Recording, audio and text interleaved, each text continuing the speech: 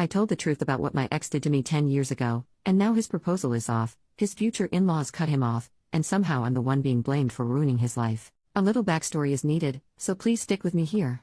Growing up, I, 27 female, had a childhood friend named Angie, 27 female, who was as close to me as a real sister. We'd spend entire weekends at each other's place, celebrated family events etc. from 6 years old till 18 years old. I even lived at her place in 2nd grade while my parents went to a nasty divorce. I learned to speak some Russian, as she is Russian, and she learned to speak some Spanish. Needless to say, her older brother and little sister were like a family to me. During our teenage years she had her 2 male best friends, one whom she started dating and another one, Nico, now 29, who was Russian as well, whom I started dating at 17. Growing up I had issues with a heart condition. I won't bore you with the details, but I had to take a lot of meds, but got healthier starting from 16. I didn't have to take them daily but only when my heart rate became irregular, but then immediately, as it would become extremely painful, my heart would cramp and I would start to hyperventilate. All my friends knew this, Nico included, and that I would black out if my meds got taken with alcohol. I didn't smoke much or drink much growing up as a result, since I was worried about my health and only did drink at home or in a safe setting. Legal drinking age is 16 here, and I only drank wine or beer if at all.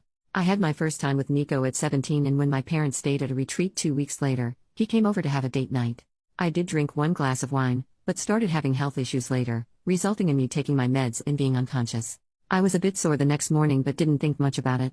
2 weeks later, I'm informing Nico that I'm late on my period and he starts to panic, then he just blurts out, confessing he made love with me while I was unconscious that one night. We made love before, so he didn't think much about it. Apparently he didn't have a rubber, but since I was on the pill, he figured it was alright, and he also didn't finish in me, but in a tissue. I felt violated and disgusted by myself. I didn't know how to describe this and only told Angie about it. I was another mess for a few years, and wasn't able to make love again until 2 years later. I didn't remember any of it, but was too ashamed to go to my mom or anybody else. I didn't think of it as rope back then. I was too young to really understand what and how I was violated, and Angie told me it's alright, I should break up if I feel bad about it, but we were in a relationship and didn't make love before. I broke up with him the following day, and apparently he cried about his broken heart to her.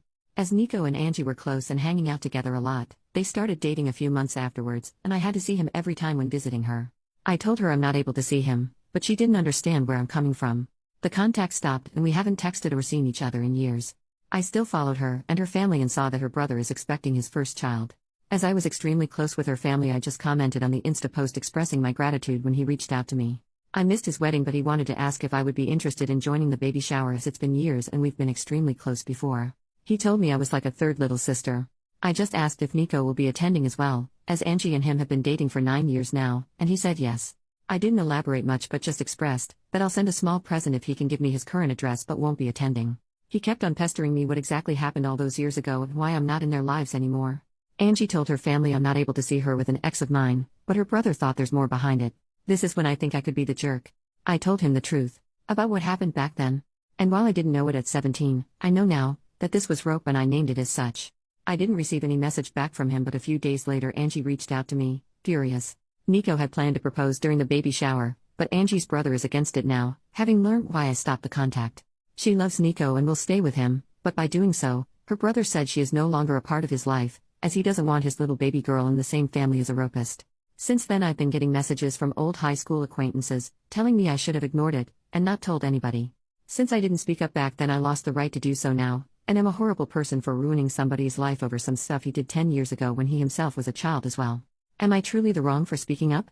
Update 10 days later. First of all, I am immensely thankful for all the people who took the time to not only read through my story, but also comment.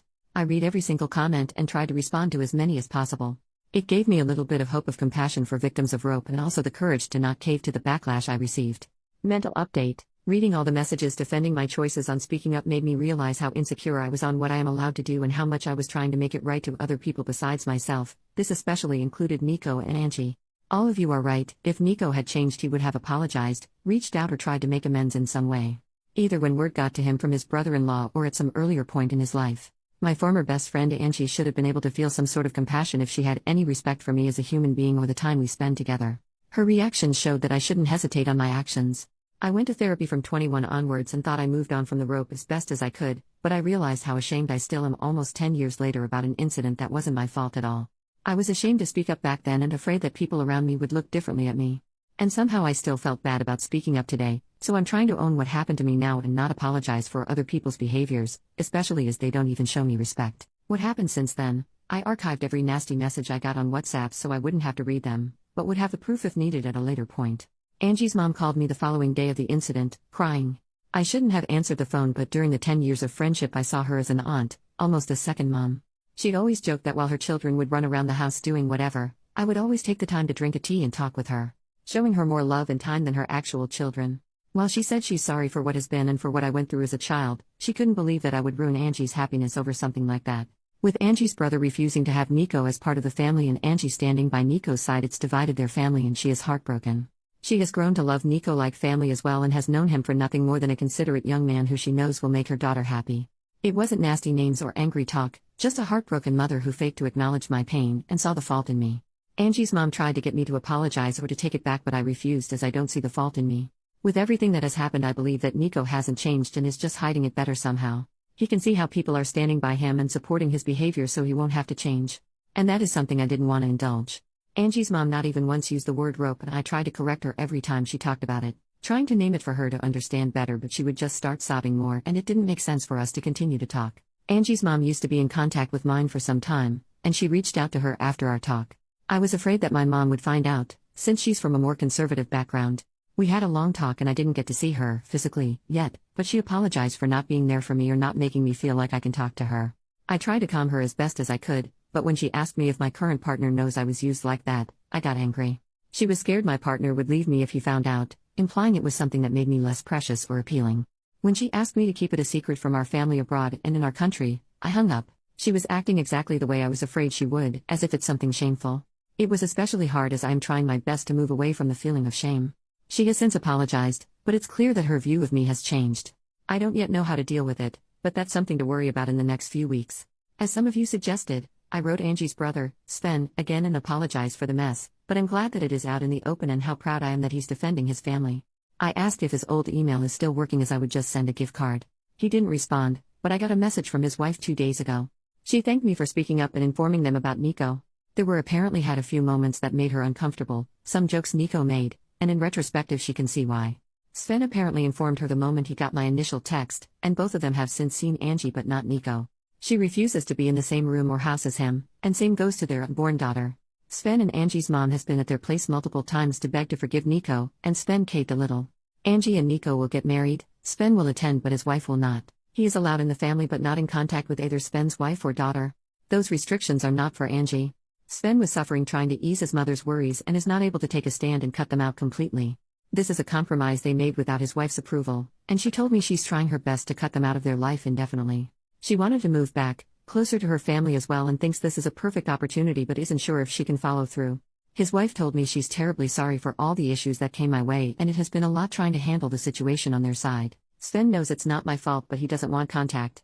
It's hard for him to talk or see my name because even though he knows I'm not the guilty party, in some way I was the bearer or bad news and he sees me as the start of all this drama.